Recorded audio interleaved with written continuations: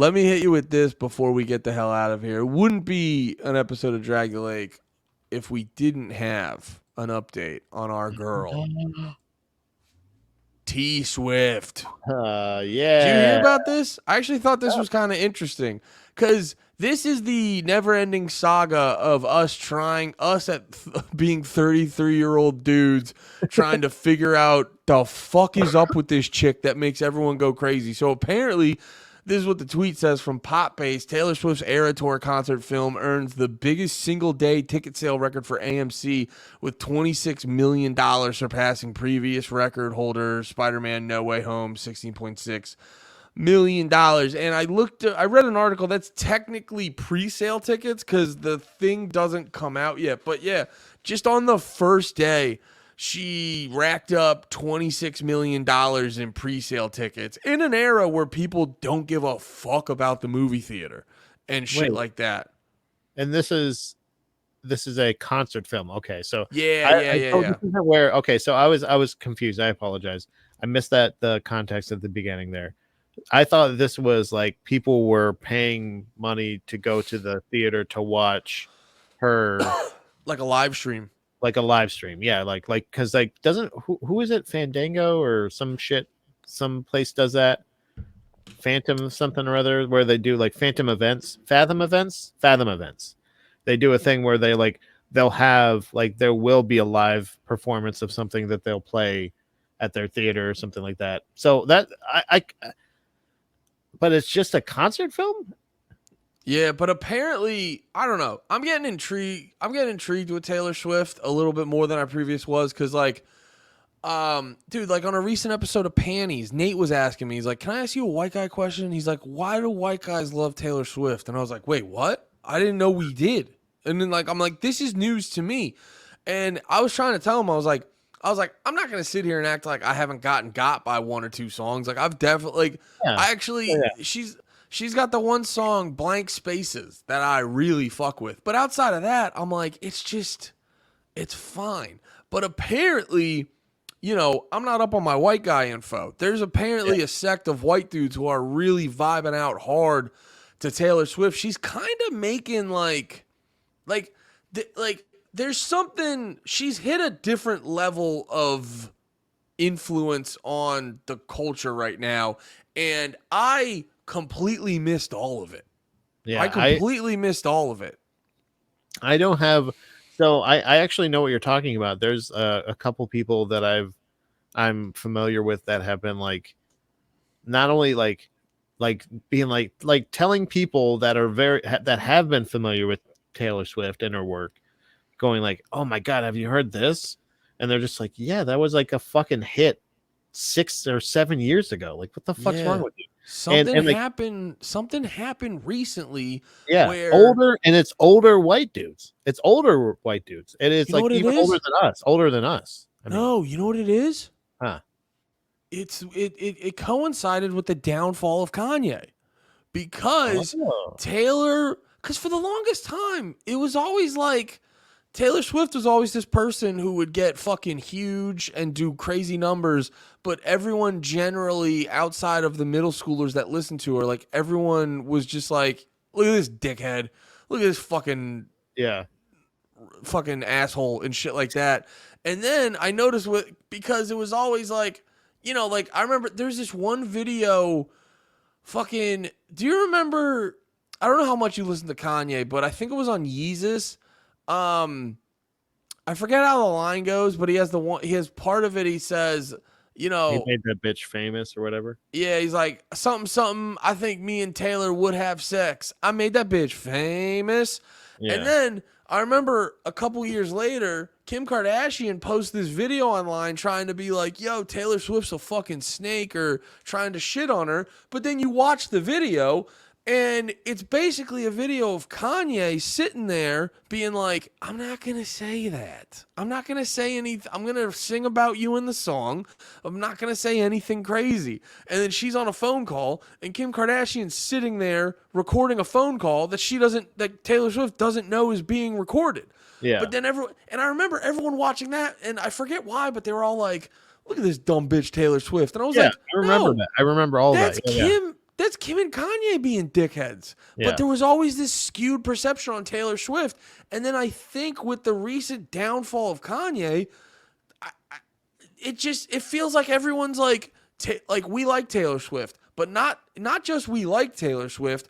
Her shit's legitimately good, and I'm like, when did this happen? Yeah, I think you're right. It could be people because there was also the controversy of him. The initial thing that he's talking about, I think, is like him going up and snatching the statue, saying that Beyonce should have won the award, yada yada yada. They've been connecting a lot, obviously, through songs and everything like that. But she's been pretty consistently putting out shit. I think so. Maybe it's the move. It's that maybe it's his downfall, and people are like, all right, well, I'm going to give this Taylor Swift chick a try because this is also coinciding with her releasing all of these albums that she re-recorded to fuck over her old producer and to get the rights and everything like that. So people are like, fuck yeah, dude, she's out here fucking over this dickhead that tried to screw her over, but which by the way did not try to screw her over, just bought the rights to her. She was offered the rights to her songs. I guess she said that she thought they were too expensive, and then this guy said, all right, well, I'll buy it, and did.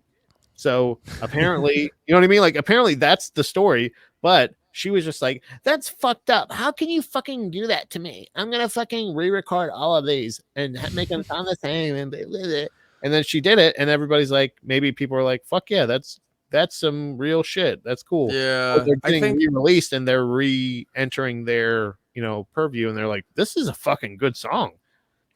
Yeah, that's a good point. I forgot. I keep forgetting she's like re-recording all her albums, and I'm looking at the release date, and she put out the Fearless re-record in 2021, Red re-record in 2021, Speak Now in 2023, and 1989, which I think was one of her real big ones. I mean, they're all big, and they're not. And I don't think she's doing her early ones, just like from a certain point on, and then she's going to probably re-release. So it's like, no, she did too. The whole thing. She's starting at her second one, and she's re-released her second, third, fourth, and fifth album, and those, like, they've all been big. I'm looking at them. Yeah, you know what it is. All her albums have been big. But those four, I think, were like the biggest ones. Yeah. So I think she's got some real smart marketing on her side. She's doing everything right. You know what I mean? Like, she did that. She had that news a while back where she was like, streams should pay the artist more, and but then brought it under the disguise of saying like all of these independent bands aren't getting the money from their stream plays. And she's like, BTW, I'm going to be re-releasing all of my most popular albums. And I'm going to also say tell everyone I wasn't given the rights to my songs and blah, blah, blah. And like, you know what I'm saying? Like, everything's just so perfect. She's got this huge tour going on. She's working her ass off. I'm saying she is working the fucking working her fingers to the bone, I guess, doing this shit. Yeah. But also like it's everything is just so fucking perfect for all of this shit to be coming together like this.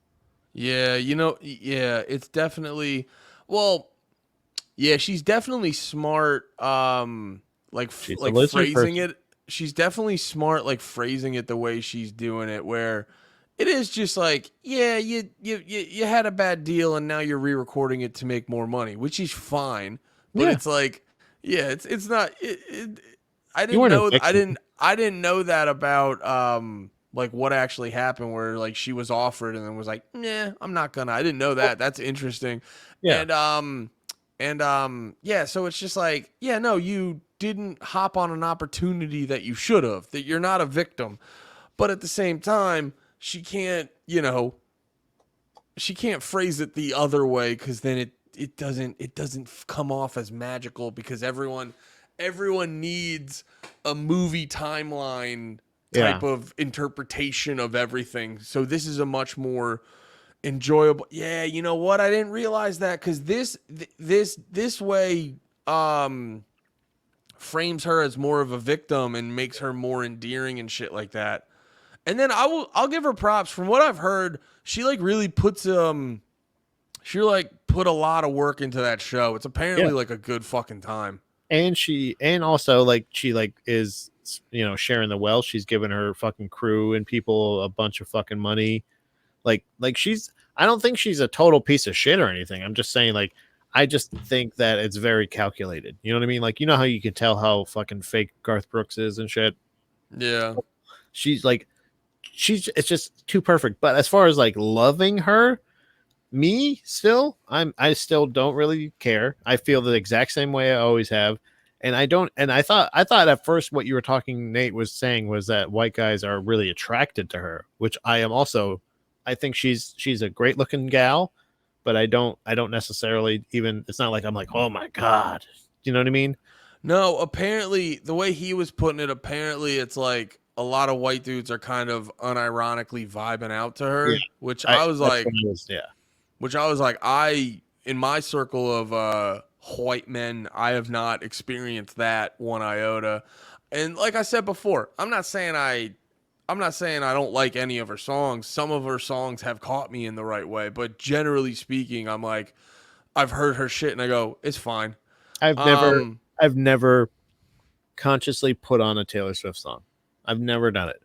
mm, Like I've never said like I'm gonna put some Taylor Swift on. I may have been like, what's that song? What are you talking? Like when you said that song Blank Spaces earlier, Blank I'll Spaces. whatever. I'll put that in. I'll put that in What? later. I was And then, answering your question. no, I said that song you said earlier, Blank Spaces, and then you said Blank Spaces. Oh. I thought I wasn't as sorry. I wasn't asking. I apologize. But there was but like I'll look that song up later on. Like aside from that, but I've never been like I want to listen to some Taylor Swift, and I'll Yeah. like The only reason for me I looked up a song was because the only watch both of us do it and just be like and become the biggest fucking Taylor Swift fan. next week Like, be I'm gonna like, check it out. welcome to Swiftcast. Swift the Lake. Drag the Taylor. But yeah, no, the only reason I actually like looked for a Taylor Swift song is cause dude, it's so funny because all of her songs are just fine to me. And then I heard Blank Spaces and I go, what is this song doing to me?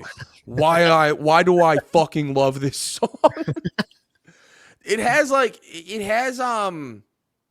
really good harmonies and melodies and shit in it. I'm not like listening to it. Yeah, I'm not listening to it like, oh my God, this is so true, Taylor. You're so on point with this. Yeah. But there's like musically, it like fucking gets me because of the blending of melodies and shit like that. Just like... I listen to it like this.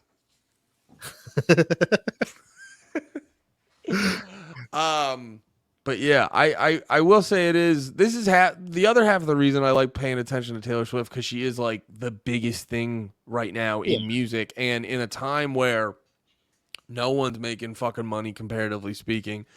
This is an interesting thing because I was watching this one dude, he made a good point where like the current day and age is weird because we don't have like a monoculture anymore where back in the day everyone would be into their own thing, but there would always be that other thing that literally everyone knew about. You know what I mean? Like when the when the Waz Up commercial came out, every single person knew about the Waz Up commercial. Or I'm trying to think of other examples, like when Michael Jackson, you know, everyone had all the bands that they liked, but when Michael Jackson put out a certain song, everybody knew that song. We don't have that anymore. So you don't see things. I feel like we don't see entertainment, like different sources of entertainment having these big epic moments like this. So to see someone like Taylor Swift where she'll go and she'll play The Link and she'll have 70,000 people and then she'll have another 10 or 20,000 in the fucking parking lot. Like she is making these women and young girls and stuff do things that are crazy, like wait 6 hours to buy a shitty sweatshirt and stuff like that. So that to me is fascinating. Yeah, I think it is really interesting because she is getting to the point where like because somebody I heard this was the best point I heard brought up about it, like how are there so many people, and like she's like 30, well, she's like 30 something, like she's 36, I think she's a 36-year-old No. woman. Yeah, she's a 36-year-old woman, but again, No, like she's 33 33. and a half. So basically 36. Okay, that's what I thought. Thanks, Andy, I appreciate that. Anything for you, But buddy. but like she's a 33-year-old woman, but like all these, but she's connecting with these 14-year-old girls, 13-year-old girls, but also 30-year-old women. But that's because these were the women that were fans of her when they were 13, when she was also 13, and they've Yeah. grown up listening to her this whole time, and now their daughters are fans, and also some of their dads apparently. but Apparently. Yeah, she's been putting out music since she was like fucking 15 or something. like but also I I hope it's all genuine, and I hope it's all really cool. But you're right. This hasn't. It's been kind of discussed of like, fuck, who was it that said that? Billy Joel. I don't know why somebody quoted Billy Joel about it, but he said he hasn't seen like a. Oh, it's because it was like she went to some wedding in New Jersey, and like there were like thousands of people outside of the outside of the restaurant. Yeah, I saw that video. She stopped at a fucking restaurant Yeah. to like meet up with people, and it like it turned because I saw that she walked in the restaurant with her security, and all these fucking people were on the roof like like you could hear them. And then when she left the restaurant, there was a fucking gigantic crowd surrounding it with like fucking signs and shit.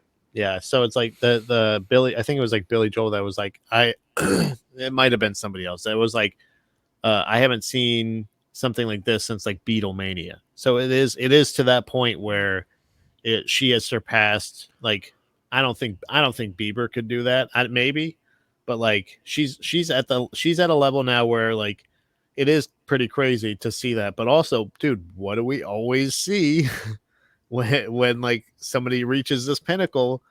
There's like, and I don't mean this like I hope it doesn't happen. That's what I want to say. But there's always a downfall, and there's always like there's something that happens. You know what I mean? Like Elvis died on the fucking shitter. The Beatles broke up, and then like half of them either got shot or fucking died from something else. Like I just feel like I hope that like she does seem to be a pretty genuine person, but the child stardom with all this extra stardom added onto it makes me worried that it's gonna corrupt the young lass. I don't know. She seems Also, her re-recording albums for years makes me feel like, hey, write some fucking new music, lady. she just did. I know. She's So a why'd you say very that? prolific. She's a prolific young lady. Because there's got to be a downside, right? She can't be perfect, can she? Can she, Andy? You can't. You go write some new music, and I go, she did. You go, I know. I actually didn't know. I after you see what happened, Andy, was before you said that I didn't know. Then when you said she wrote, she just did. I did know, so I wanted to let you know. Now I know. So that's Well, all that is. I'm just clarifying for you, Andy. That's I'm all. glad I could. I'm glad I could help. Yeah, no, it is. It for me, it's interesting, and now this is gonna get me more intrigued with Taylor Swift You're gonna because become a fan. I'm gonna turn into a Swiftie, dude. It's Yeah, gonna you happen. already love a song, and I'm. It's still a possibility for me because I haven't tapped in yet. You're Yeah, tapped and in. the odds You're that there's not another song, like she got like 10 albums. There's got to be one other that fucking hits me, and then Yeah. that turns into 3, and that turns into 4, and then I'm And then you got a playlist, and then you're like, "Hey, Pat, can I share this and playlist with you?" and I'm stealing Steph's credit card to buy tickets. And you're like, "Can you get me a Taylor Swift soccer jersey, please?" Can you give me a Taylor Bringing it Swift back. night? But what it is for me is So I get intrigued by the spectacle of it, and I do think it is interesting that there is a musician doing this, you know, having this sort of impact on people. But then at the same time, I'm gonna get like weird and introspective about it because I go, what is it though? Because that's the thing. I Like don't get it. I'm trying to think of an example, but like there's certain things that like I'm not into, but I get why they're huge. Like my whole, it's like now I'm gonna like I gotta figure out like what the fuck is it that like what does Taylor Swift unlock in these women and shit? Yeah. I don't And get I it. think that's I don't get it. I think that's the question that we'll just have to fucking figure out. What's the difference between her and Reba McEntire, Andy? Let's get into it.